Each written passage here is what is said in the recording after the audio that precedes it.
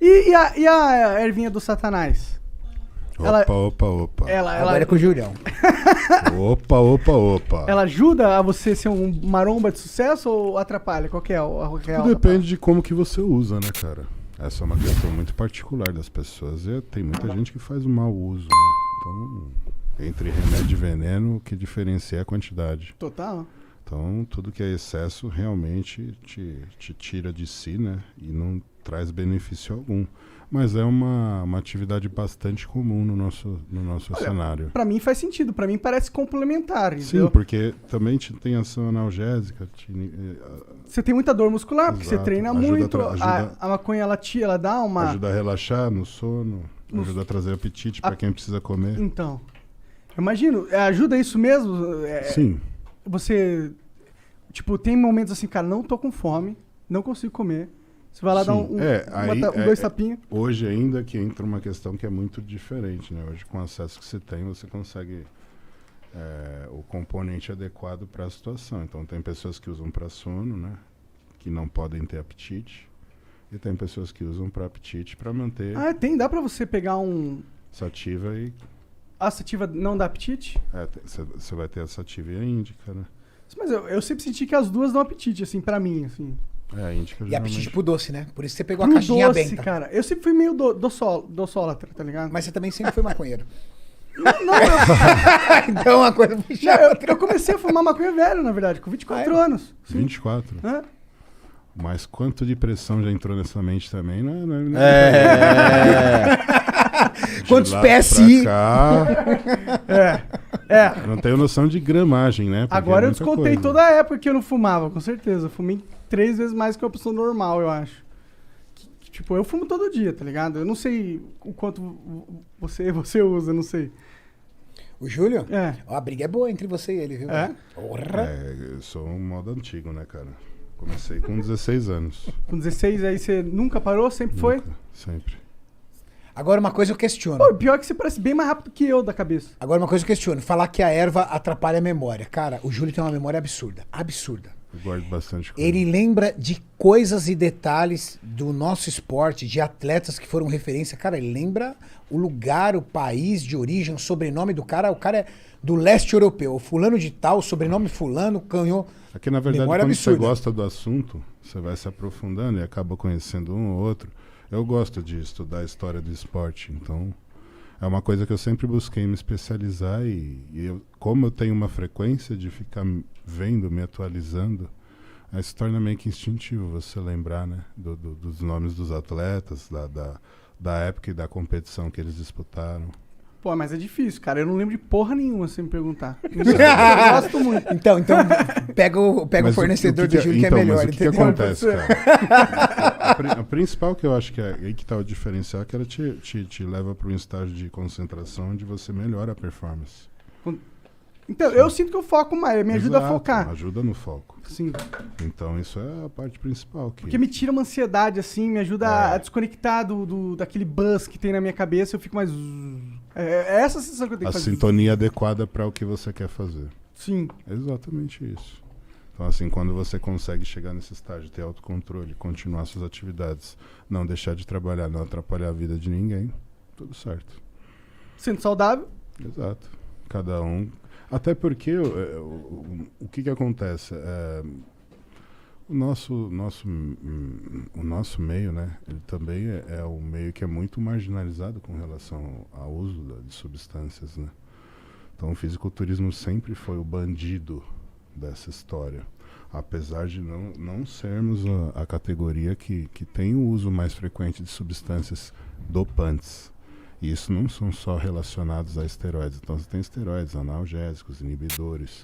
Diuréticos, né? Diuréticos, são várias categorias que estão inclusas dentro do doping que te caracterizam uma suspensão de até 2 anos ou mais dentro da modalidade que tem controle. Entendi. A nossa modalidade no profissional não existe controle, assim como na NBA é também lá Da cannabis. Exato, a cannabis lá, ela é realmente... total... Porque não é algo que realmente vai fazer um efeito que você vai sair além dos outros atletas num nível absurdo Não, muscular. e chegou numa situação que, sendo bem sincero, se eles fizessem o doping, não iria ter jogo. a maioria dos atletas... A maioria deles é usuário. Então, eles não tinham outra opção a não ser legalizar, porque os estados lá também têm essa visão. Estão legalizando agora Exato. lá, né? Então, a lei lá permite. Se a lei permite, por que não o esporte vai permitir também? Faz todo sentido. Entendeu? Então, é uma questão de crescimento. Eu acredito que aqui a gente não tem essa condição hoje. Infelizmente, a gente não tem esse preparo. Aqui é um país onde precisa ainda... Tem muitas leis que tem que passar. Exato, E a sociedade tem que se nesse conscientizar e tal. É uma merda, né? Nesse Exato, sentido. é. Como sempre, eu acho que a gente tá meio atrasado aí nessas questões em relação ao mundo, né? Pô, mas é legal, é legal saber que, tipo... Né? Inclusive, eu fico pensando se existe um contraponto que o exercício faz aos malefícios da cannabis. Porque ela existe, né? Os malefícios da cannabis, eles são presentes. Existem os colaterais. Como com qualquer certeza. substância. Ele te deixa um pouco mais letárgico, Sim. ele deixa você um pouco mais lento nas suas reações e tudo mais. Eu fico imaginando se o esporte, se o exercício físico não ajuda a mitigar essas coisas. Porque, por exemplo, a diferença de... Então, mas aí que tá. Se você tem uma pessoa com crise de ansiedade, essa pessoa é a pessoa indicada para fazer esse uso. Sim, sim. Entendeu? Então é tratado como medicamento dessa forma. Uhum. E é esse o problema. Aqui não existe essa forma ainda.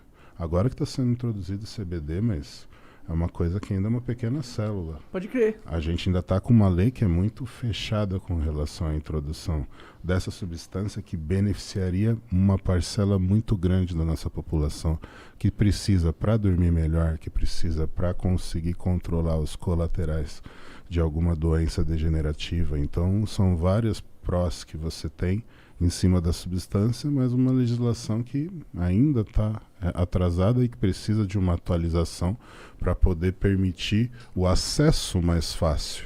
Existe hoje um acesso, mas ele é muito restrito. Se esse acesso fosse mais fácil, a gente teria muito mais controle e muita gente conseguiria controlar a insônia sem ter que usar um tarja preta, né?